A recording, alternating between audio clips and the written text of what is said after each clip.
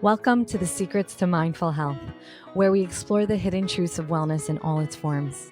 From physical and mental health to spirituality, join me, your host, Beth Warren, at Nourished by Beth on Instagram and TikTok, registered dietitian for over a decade, and single mom of 6, as I share my personal journey overcoming challenges towards self-love and wellness. Together with my guests, we will inspire and motivate you to prioritize your well-being and create a life of balance and fulfillment. Let's embark on a transformative journey towards a healthier, happier you. I'm glad you're here.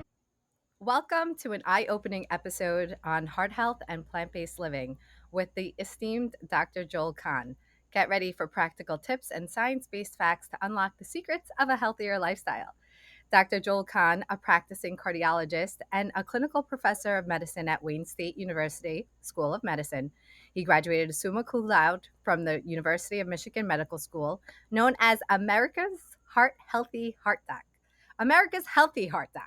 Dr. Kahn has triple board certification in internal medicine, cardiovascular medicine, and interventional cardiology. You can find him on Instagram at Dr. J. Kahn. Welcome, Dr. Kahn. Thank you very, very much. Let's have some fun. I'm really excited to have you on. Extra excited because everyone needs to know that you wrote the intro to my book, Secrets of a Kosher Girl, which I'd forever be grateful for. And it Uh, was such a nice segue for not only just a kosher perspective, but it's so unique when you have doctors into dietary interventions and plant-based living as well. So I'm really happy to have you here. well, thank you and mazel tov. Great. Well, I know you have a focus in cardiology, but you speak a lot about plant based living. What kind of had you focus more on this integrative approach? Yeah, my path, real quickly, it actually started kosher. Mhm. I grew up in a home where that was important, and I adopted it. Went to University of Michigan so many years ago, way before you were born, 1977. And the only way to keep that dietary religious ruling was to eat the salad bar in my dorm. There was no other option. And I didn't call it veganism. I didn't know what that was, but I called it salad baritism. My parents went to the Pritikin Center around then, and my mother started making lentil loaf instead of goulash. Kind of funny. So I'd go home on the weekend and try new foods. I'd be up in Ann Arbor, a pretty hip town, try new foods. And when I was doing my cardiology training, I came across Dean Ornish. And by then, actually, I'd been eating vegan for 13 years, but I Wow. didn't know it was a therapy. I just knew it was a approach to nutrition. And I hadn't been admitted to the protein deficiency ward yet, so it was working for my family. Dean Ornish taught us that a plant-based diet was a cardiac therapy in 1990. That's a year I started practice. So really, every patient I've ever talked to gets a little or a lot of introduction to nutrition and whole food plant-based nutrition. And now it's, with the internet, it's obviously been very easy. But along the way, I realized as important as nutrition is, there's stress, there's sleep, there's fitness, there's supplements, there's mind body, there's alternative treatments like infrared sauna. So I went back about a dozen years ago and got an advanced degree and kind of left my old life and said, let's give it a try and see if anybody really wants a more holistic, integrative approach. And it turns out there's not enough of me and a whole lot of them that I used to be. So I'm pretty full all the time. I'm in southeastern Michigan, Detroit, but I'm licensed all over the place. I forget, where are you? I'm in New York, New Jersey. I'm licensed in New York, so I have patients all over the United States, I which mean, is fun. yeah, I love hearing that as a dietitian because I'm even kudos to you that you are so full in terms of people being open to making these lifestyle changes. I mean, the hardest changes to make is lifestyle changes. They're the most worthwhile, but they're Right. not just a simple take this pill and everything gets fixed. So, how do you keep people Right. motivated, or are people seeking you because they hit that end of the road? What kind of clients Yeah, do your I'd patients get? say somewhere in the range of 50-50. I clearly get people that come to me, they're already plant based and they know everything. They've got every cookbook and they're really super cool people. And I get people that literally have never heard of any of this or have never had a doctor speak to them about it with any serious nature. And I sort of have a protocol. I don't have a dietitian on staff, I have my handful that I love to refer to. But my patients get homework. They have to watch Forks Over Knives, What the Health, Game Mm. Changers, You Are What You Eat, the new Netflix series. They have to read a book. Could be mine, Plant Based Solution. Could be Esselstyn. Could be Ornish. Could be Furman. Those would be the big ones. If they're diabetic, Neil Barnard, or Mastering Diabetes, Robbie Barbero, they have to read a book. And, they listen to my weekly podcast, 25 minutes a week, that is plant based nutrition and more. And then come back and we're going to discuss it. And, if they fail to do that, I'm going to give them grief. They want to stay unhealthy, unhappy, never have an erection in their life, take Yeah. medicines, their choice, but I'm opening the door to them that there is light at the end of the tunnel, if not to eliminate medicines, but certainly to potentially reduce, minimize, augment, any medications they might need to take. I think that's so important because I have the same approach where it really is education. People come and they say, just tell me what to eat. But I need them to learn more than just what to eat. They really need to open up their eyes to the world that they're really stepping into in order to have the motivation and to keep consistent to push through, because it's not easy is if they see this whole world open up in front of their eyes, which I think is a lot of the resources you shared.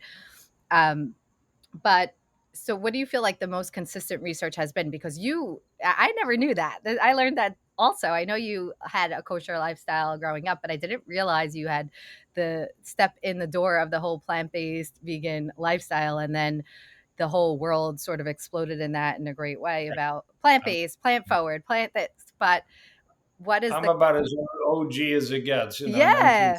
1977. I mean, that's when I started this path. So it's 47 years of And not that's eating. before all the assisted tools in the marketplace. Yeah, the advantage was there wasn't any processed vegan food to entice you. Right, So right. you didn't have to grow up on, fake bologna, but, it came around pretty soon. And I can't tell you, I've never had a slice of fake bologna, but it's not going to be found in my refrigerator, that's for sure. But, yeah, I'm not sure I get exactly the gist of your question.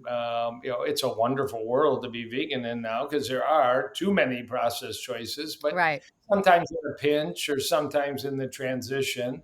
Dr. Neil Barnard is most famous for kind of teaching, tell me the food you like and I'll show you the alternative. Well, yeah, I can't, eggs and bacon can now be just eggs and a vegan sausage now. Believe me, Right. that's not what I'm teaching in my clinic. But for some people, for the first month or 2 months, that might be what's needed to open their eyes. Yeah, But you actually preempted my question would be if someone wanted to start becoming vegan, what would be sort of the top three things they can do to make it easier on themselves, or what yeah, should they focus on?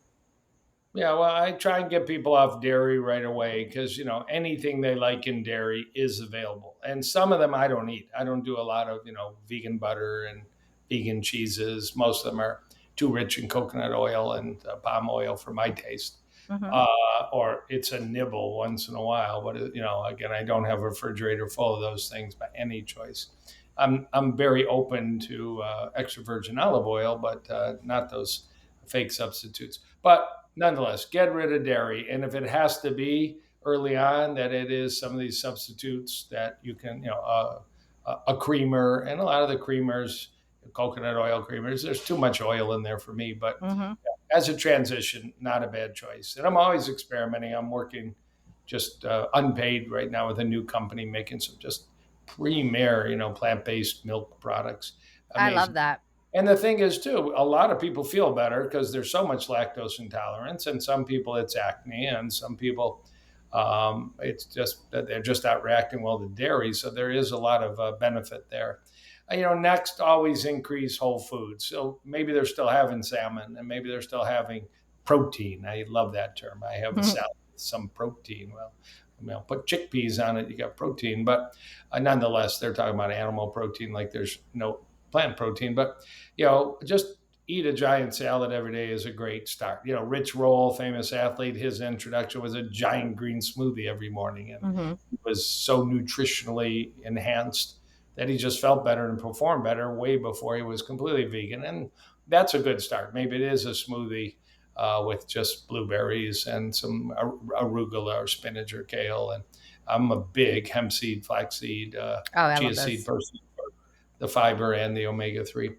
Maybe it's just one extra, giant serving of fiber rich, whole foods in the sense of a salad.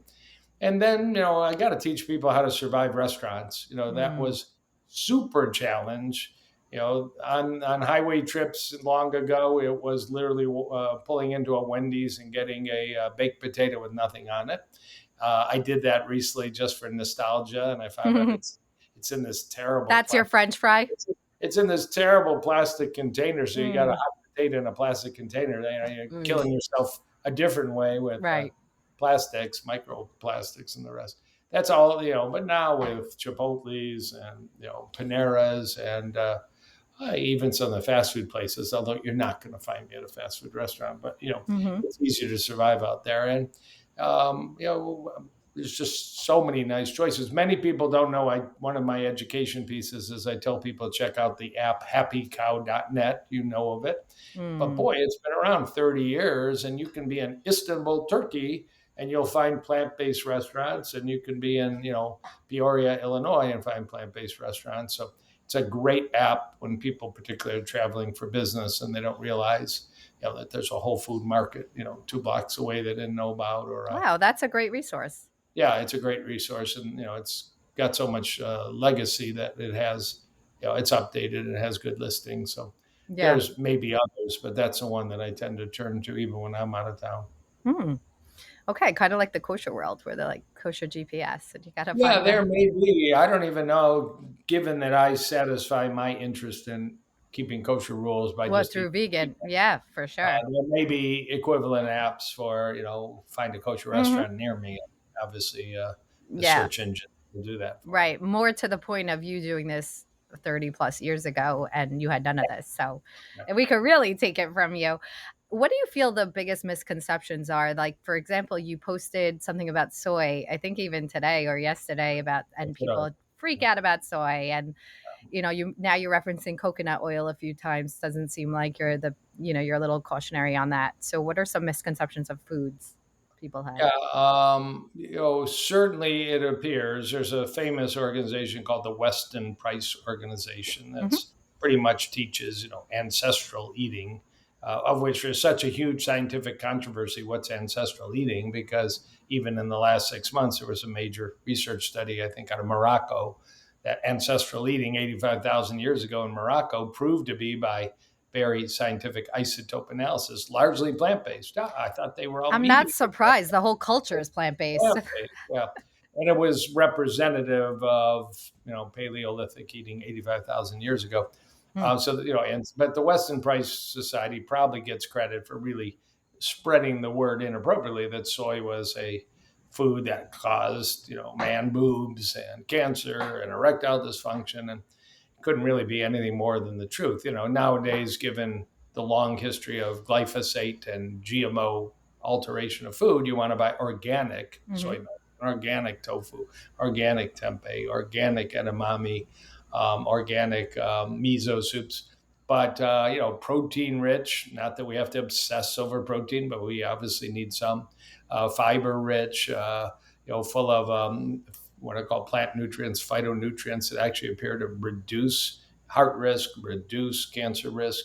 The paper I talked about on social media, Instagram this morning, was if you choose soy milk organic over cow milk, your cholesterol goes down, your inflammation goes down, and your blood pressure falls a lot. And it's not the newest data in the world, but it's just another piece. And I write a newsletter for about 20,000 physicians every week, new science. Hmm. I write a newsletter for patients. I do a podcast based on the new literature. So I am reading science all the time.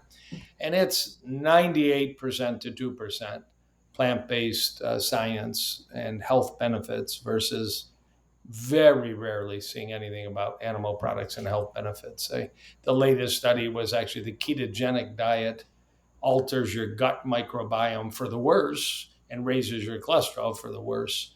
That's the newest study out. There's so few studies, so it wasn't. I think there was actually a ketogenic study in pancreatic cancer, but hopefully Wow. none of it. none of us, and it was actually favorable. But Mm. so, if I were stuck with pancreatic cancer, I All would right. look at all the alternatives out there. But thank God, a Right. Right. reasonably rare condition. Right. Meaning ketogenic has a place. That's how it initially started. Maybe for brain cancer, Yeah, maybe exactly. for pancreatic cancer. I'm not sure plant-based diets wouldn't do the same. Right. Right. That's true too. I think when you try to extrapolate something and make it fit into something else is where sometimes problems arise. So soy has been a pretty consistent. Isn't that funny how some So that's, marketing? you asked me, that's a misconception. Hmm. Certainly Dr. Stephen Gundry of the book Plant Paradox tried to destroy the health benefits of legumes, the killer lectins you find in beans, Right. peas, and lentils. And, there may be 1% of the population that gets a bit inflamed with a high legume diet. And he included, nightshades like eggplants, peppers, and tomatoes, some of the healthiest foods on the planet. There may be 1 or 2% of people that actually do appear to get inflamed. But for most of us, beans, peas, lentils are undoubtedly the number one food for longevity. Study after study after study after study says people that concentrate on eating those for food source, protein source, carbohydrate source, have a good chance of living longest. That's blue zones and other studies. The misconception that eggplants and tomatoes and peppers are, deadly, and we have to prepare them with such caution.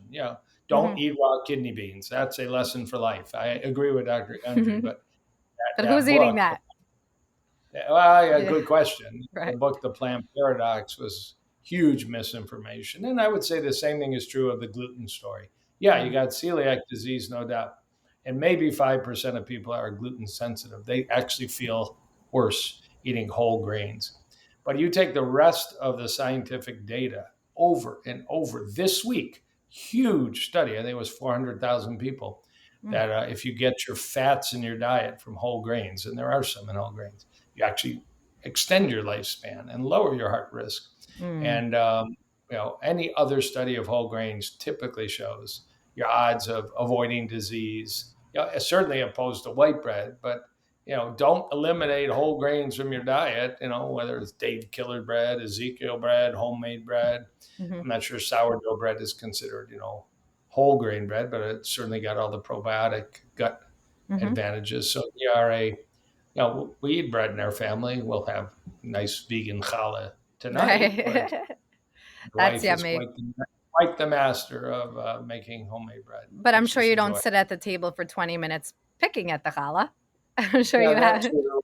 Plus, it's pretty rare during the week to have a sandwich. So my Hmm. actual amount of bread during the week is reasonably low. In fact, it's such a damn treat to have a nice whole grain Right. hamburger and a black bean, burger and a tomato and a red Yeah. onion and little whole And I grain mustard. and that sounds so nice to feel like you get to a point where that's your treat and you actually thoroughly enjoy it, meaning that just shows so much about what your diet is as a whole that that's the treat and it really is a treat to you. So you reference also coconut oil and that's something that comes and goes in Yeah. controversy. Yeah, there isn't the definitive study, but just based on 70 years of data, that high saturated fat diets, at least in some people, dramatically raise their blood cholesterol level. Mhm. And extended times 5 years, 10 years, 15 years probably raises their risk of heart attack, stroke, erectile dysfunction significantly. High saturated fat diets are, basically blamed for most cardiovascular disease and are not the nutritional recommendation of almost every nutritional society. Just in the last month, the United Kingdom updated their nutritional guidelines, limit saturated fat. Well, way more than even a beef burger is coconut oil and palm oil. So, Mm, although the data isn't definitive, it certainly is suggestive. If you can find a nutritional source, I'm a big extra virgin olive oil, but that means like a tablespoon a day, not right. five a day.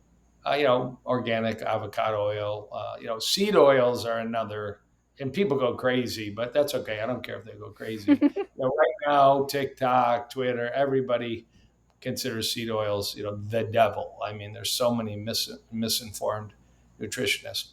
Unfortunately, the science says, in fact, this latest study that praised whole grains praised vegetable oils, and so does, and it was a United States study. It was not Harvard, but the Harvard School of Public Health data.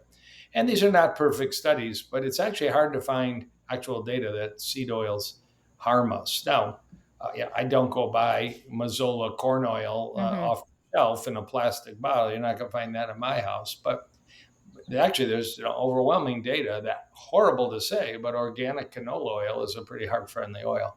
Again, we don't have it in my house, but I mean, Yeah. I just think what seemed to be nutritional truths. So you asked for three or four, Yeah, these are misinformation. big ones because, canola oil, coconut oil, soy, these things. I don't know who is their marketing like PR guy, but it really Right. Well, hooked. yeah, they're just being overwhelmed by people with big numbers on Instagram, and it's so easy to say. There are some authentic.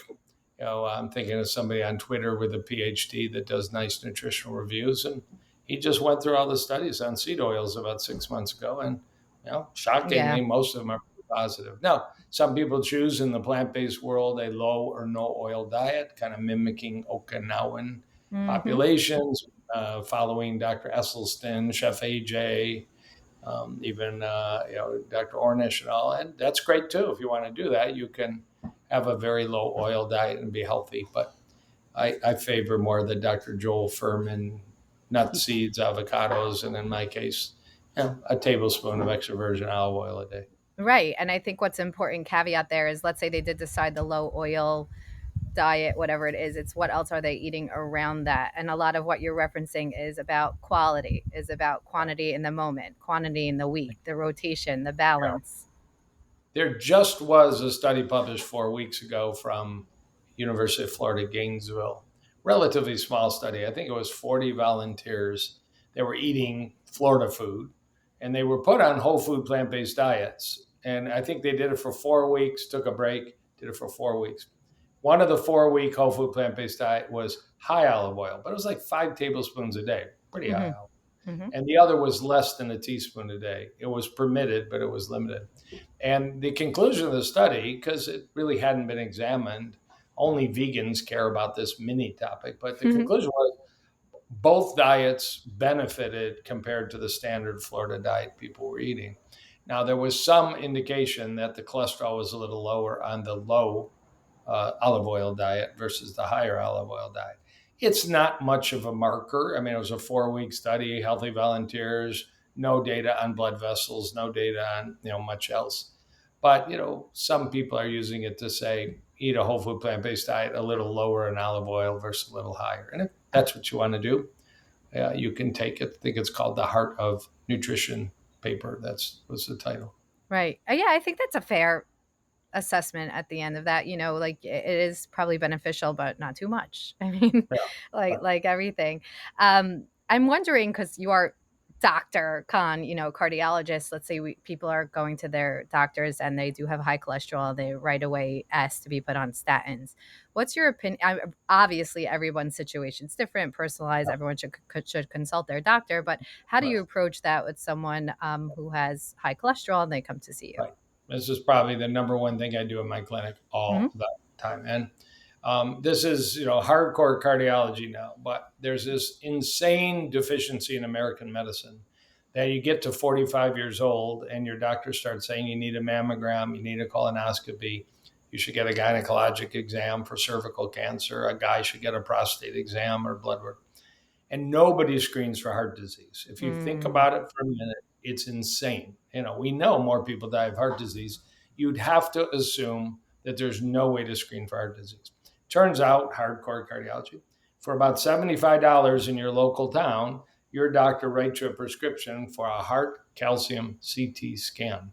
It's a CT scan, no injection, no iodine, no pain, no claustrophobia. Takes 5 seconds. Every hospital in America basically offers it. Cash price. In Texas, it's covered by insurance, but you have to wait to age 50. I like age 45, same age as colonoscopy. And you get a score. And if you come back zero, you're on a pretty good path. And just like a colonoscopy, do it again in 5 to 10 years. You're 45 years old and you come back with a number 98, 142. It means how much plaque is in your arteries.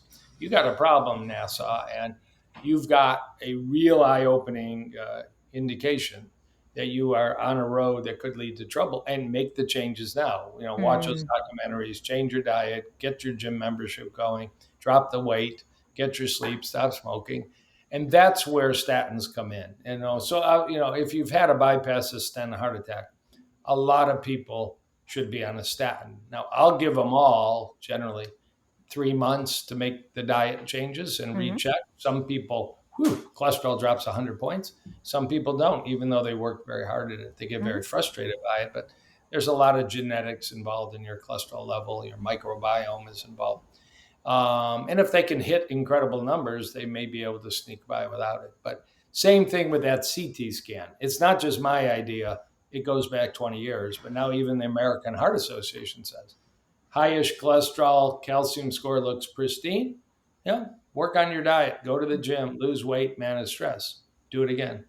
And if you have plaque, maybe you ought to consider. I'm not anti-statin, but I'm very specific who gets it. Everybody gets a vitamin called coenzyme Q10 or Hmm. CoQ10, a little bit protective on their body if they're taking a statin. I use very low doses, and it works out well. My patients' numbers are really good. It's a combination of lifestyle and kind of mini dose prescription drugs if needed.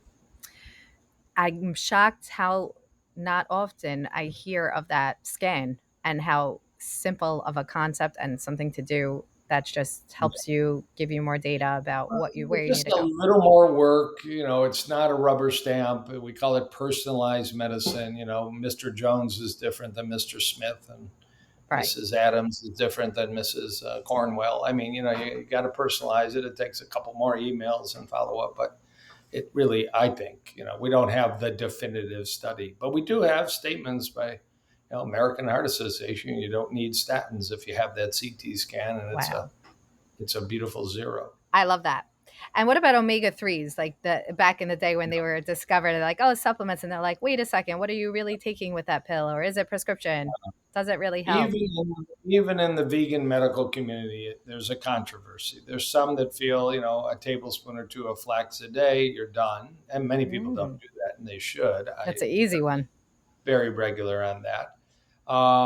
As opposed to my good friend Dr. Joel Furman, who believes you should probably supplement with omega 3 food and supplement because there's algae based omega 3 and there's obviously fish oil.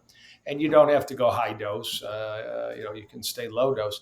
There is a blood test. We're pretty big on checking vitamin D levels, and God knows there's so many people deficient. And you Crazy. can try and do it with sunshine and mushrooms, but you might want to take a supplement. It looked like during the COVID era, and we're not Hmm. done with COVID. We're just, thank God, much less of it. People with good vitamin D levels had much more defense against serious COVID than people with poor. And I see people all the time. It's incredible. They have no vitamin D in their body, and we got to get them up. But there is a blood test for omega 3 called Omega Check. It's available, Quest Lab, for example, LabCorp. And you might want to know if you're a plant-based eater or a meat-based eater. I mean, people eating salmon 3 or 4 times a week are probably going to get good omega-3. People that happen to be taking a couple big juicy fish oil capsules a day, although what you're buying at the big box stores is pretty junky quality, Right. well, often. So you might want to know. So I checked that blood test, and it's the number one deficiency in my clinic is people horribly deficient in omega-3. Vitamin D is number two. Right. And And we likely supplement. likely I'll give them, related to their diet. yeah, 3 months of chia flax, hemp, walnuts, leafy greens. Maybe I had a patient this week. They stopped all chicken. They're eating salmon 3 times a week. So their next blood test is going to be much better. They didn't want to be vegan. But now I got to worry about mercury toxicity. So Hmm. when I see them back, I'll probably check their blood mercury level, and it may be obscene. That is the reality of it. So I like vegan algal oil omega 3, as an option. Wow. I feel that when people come to see you, they might come for just heart health and they unfold this whole world and probably feel 8 bazillion times better. Yeah, some of them, it's always a joy when they come back and say, sleep better, energy better, Hmm. skin clearer, they're pooping better. God Hmm. knows we poop the best on the planet, us plant based eaters. Yeah. Okay. So if we Actually, have, just, A new article: constipation is a risk factor for heart disease. True study. Oh, wow. Well, that makes sense because it's a reflection of your gut, I would think. And And it's there might be the kind of foods they're eating that promote slow, GI transport versus all the fiber we eat, and with some hydration, right? But yeah. interesting new one. Yeah. Very interesting perspective, but one that's needed. I mean, how many ways we can figure out how to sort of send the same message, but it doesn't matter. The more ways that we can find that make people listen, the better. And it's really helpful to have someone like you on Instagram sharing the good word, meaning science-based, evidence-based research and the up and up on it, like the soy study, and suddenly you're talking about it. So we really appreciate it. What could we leave everybody with, taking into account everything we talked about today? Yeah, you really have so much power in your hands to lead. Who doesn't want to be, I'm 65 plus. I mean, who doesn't want to be as close to medicine free, as close to doctor free, wake up in the morning, have energy, enjoy family or enjoy your career, and you got to start that in your 20s or 30s and your 40s. Yes, you can catch up late in life, but, and we control that with our sleep, get 7, 8 hours with our fitness, work out, stretch, lift weights, with our premium nutrition, spend a few more dollars on high quality food, high quality water, teas and coffee, and your vices. Look your vices in the face, your sweets and your processed junk, and your excess alcohol. And just don't pay the price down the road. There's a famous quote: "A person with good health has 1,000 dreams. A person with poor health has only one dream left." And you just Mm. don't want. I have so many people that have that one dream left. If I could just feel better, or remember where my car's parked, or Yeah, remember sure. remember what sex is, or remember what a slim waistline is. They it's just a memory. So you got to plan for success, or you'll fail forward. Wow. Okay. Well, thank you so much for coming on. Everyone can follow you on Instagram at Dr. J. Kahn and Thank you. contact you there, I guess, if they want to see you in practice as And well. very easy. I do actually respond to the messages there. Yes. Amazing. Okay. Thanks for coming on. Thank you. Don't forget to hit subscribe or follow me on Instagram and TikTok at Nourished by Beth, or listen on Spotify at the Secrets to Mindful Health podcast.